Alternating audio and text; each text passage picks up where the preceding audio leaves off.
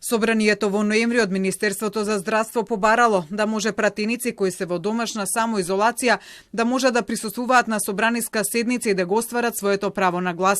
Ова е објаснувањето на првиот човек на собранието Тала Џафери, зошто двајца пратеници во скафандери денеска пристигнаа во собрание за да обезбедат кворум за работа на собранието. На 17 ноември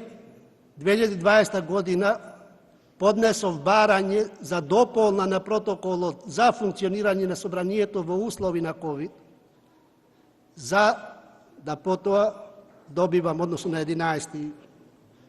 или 17, на 18 фактички ноември, добив решение Државната комисија за здравствена комисија со дополна на протоколот под определени услови пратениците да можат да ја извршат својата функција и под такви услови. Но во дополнувањето на протоколот побаран од страна на собранието во ноември стои дека тие не треба да имаат симптоматологија на COVID-19. Овој протокол се однесува на оние пратеници кои се во домашна самоизолација, а немаат симптоматологија поврзана со COVID-19, кои под посебни услови и превентивни мерки може да присуствуваат на собраниска седница во една од постојните кабини во големата сала.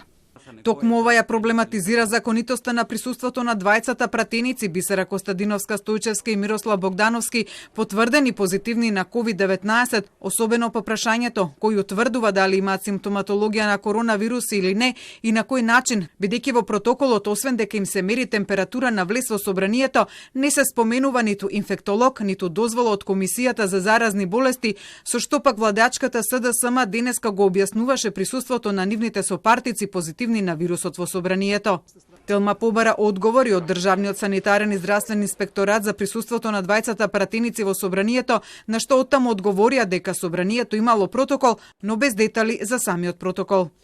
Собранието на Република Северна Македонија има донесено протоколи кои Комисијата за заштита на населението од заразни болести ги има одобрено, а ДСЗИ ќе постапува во рамките на своите надлежности. И од владата не даваат повеќе детали за протоколот, упатувајќи за тоа на собранието и на Комисијата за заразни болести. Станува збор за протокол изработен од собранието, а одобрен од Комисијата за заразни болести, институција која е стручна и надлежна во областа на епидемиологијата. За конкретниот протокол ве упатуваме до собранието. Телма достави прашања и до МВР дали пратениците со COVID-19 кои присуствуваа на седницата на собранието побарале дозвола или најавиле напуштање на домот и дали е тоа одобрено од МВР, но и како ќе постапи МВР доколку со нивното присуство во собранието се кршат протоколите за заштита на населението од заразни болести, но досега одговорот таму не добивме. Инаку непостапување според здравствените прописи протоколи во време на пандемија според член 205 и 206 од Кривичниот закон се казнува со парична казна или со затвор до 1 година. Во изминатата година, колку што трае пандемијата, насила се протоколите за изолација и самоизолација поради коронавирус и на илјадници граѓани полиција им задзвони на врата за да ги провери дали го почитуваат тоа, а оние кои беа фатени дека не ги почитуваат мерките, им беа изречени парични казни, високи и по 2000 евра.